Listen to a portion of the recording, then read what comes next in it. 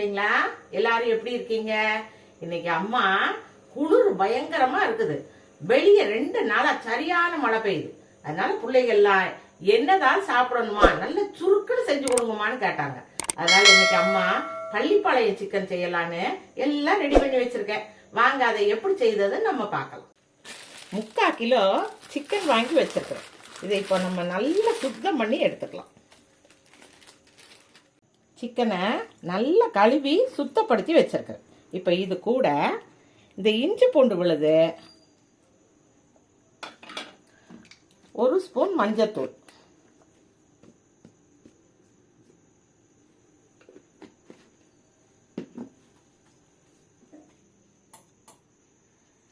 இதுக்கு தேவையான உப்பு போட்டு இதை நல்லா கலந்து வச்சிடலாம்.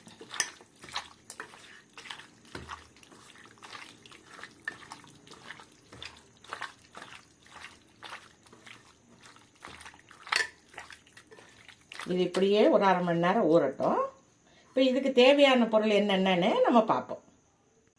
சின்ன வெங்காயத்தை நல்லா தொலி உரித்து எடுத்து வச்சிருக்கிறேன். இது அளவு 1/4 கிலோ.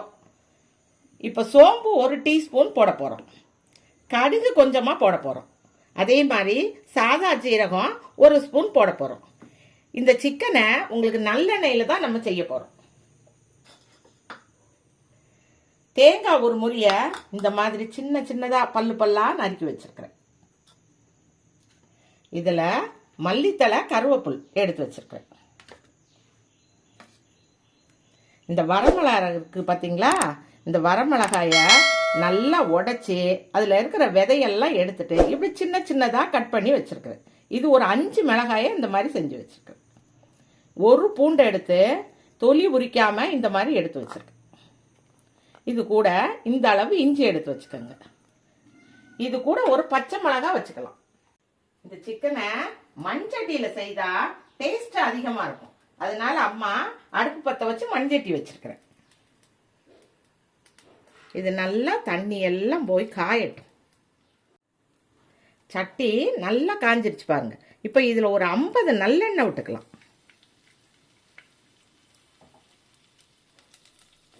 எண்ணெய் காஞ்சிருச்சு. இப்போ கடுகு 1 ஸ்பூன் போட்டுக்கலாம். கடுகு வெடிச்சிருச்சு. 1 டீஸ்பூன் சோம்பு போட்டுக்கலாம். அது கூடவே 1 டீஸ்பூன் சீரகம் சேர்த்துக்கலாம்.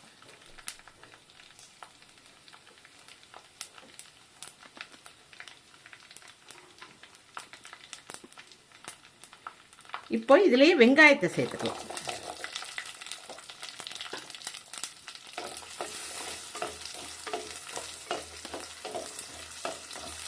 இது இப்போ நல்லா வணங்கட்டும். அதுக்குள்ள நம்ம எடுத்து வச்சிருக்க இஞ்சி பூண்டு பச்சை மிளகாய் இதை இடிச்சு எடுத்துக்கலாம். இந்த இஞ்சி பூண்டை இடிச்சு எடுத்துக்கலாம்.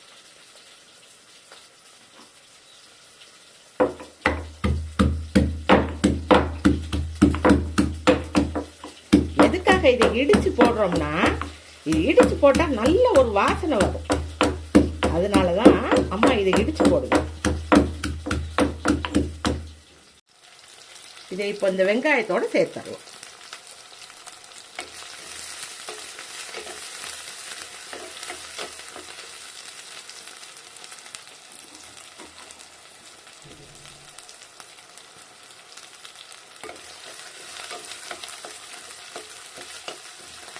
இது கொஞ்சம் நல்லா வணங்கினதும் இது கூடயே இந்த வரமிளகாயை சேர்த்துடலாம். இப்போ இது கூட இந்த கருவேப்பிலையும் மல்லித்தலையும் சேர்த்துடலாம்.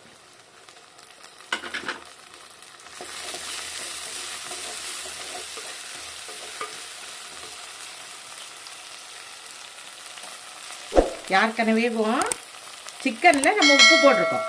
இப்போ இந்த வெங்காயத்துக்கு தேவையான உப்பை சேர்த்துக்கலாம்.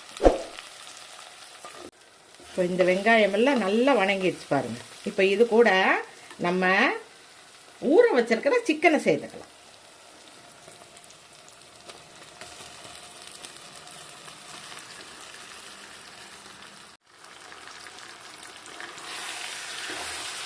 நல்லா கிளறி விட்டு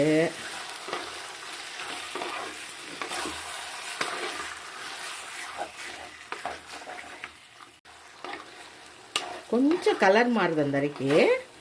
இதை கொஞ்சம் நல்லா கிளறி விடலாம். இதோட கலர் கொஞ்சம் மாறி வந்திருக்குது பாருங்க. இந்த சமயத்தில் ஒரு அரை டம்ளர் தண்ணி சேர்த்துக்கலாம்.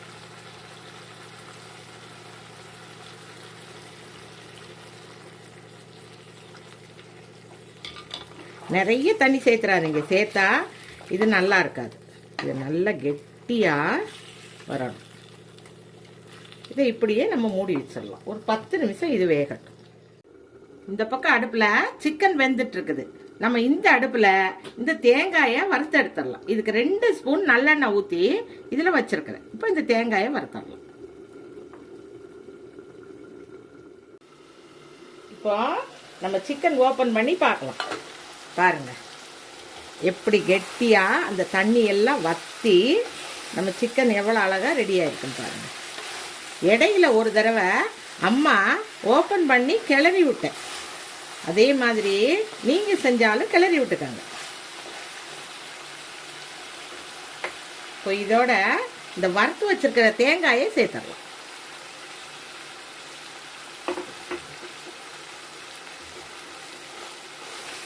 இந்த பள்ளிப்பாளைய சிக்கனுக்கேவும் இந்த தேங்காவோட டேஸ்ட் அவ்வளோ நல்லா இருக்கும். பாருங்க சிக்கன் பீஸ் எப்படி வெந்திருக்குதுன்னு பார்க்கலாம்.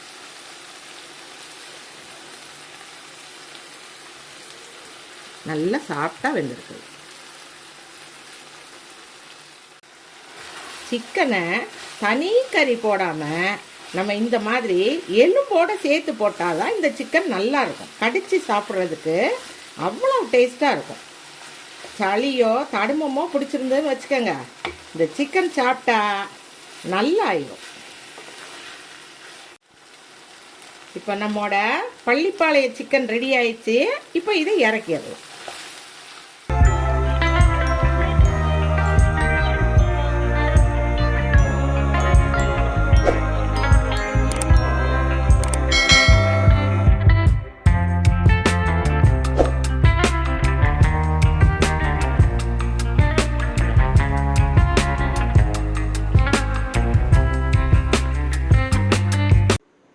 பிள்ளைங்களா, இன்னைக்கு அம்மா உங்களுக்கு பள்ளிப்பாளையம் சிக்கன் செய்து காட்டியிருக்கிறேன்.